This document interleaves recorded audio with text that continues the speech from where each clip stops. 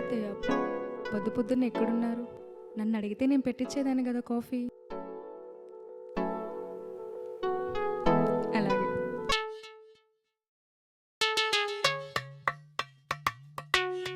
అంది వచ్చిన అవకాశాన్ని చేజార్చుకోవడం మూర్ఖత్వం అవుతుంది.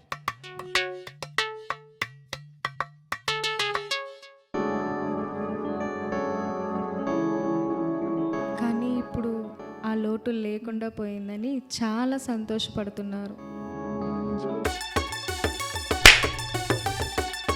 దీని మీద నాకు పెళ్లిలోనే అనుమానం వచ్చింది. ఇప్పుడు అనుమానం బలపడింది. ఇది నువ్వు అనుకునేంత అమాయకురాలు కాదు, ఇది ఒక మాయల మారి. నేను కన్యని కాదా? నువ్వు కొట్టాల్సిన దాని కాదురా, దాని పరువు మీద, దాని గౌరవం మీద, దాని పుట్టింటి మర్యాద మీద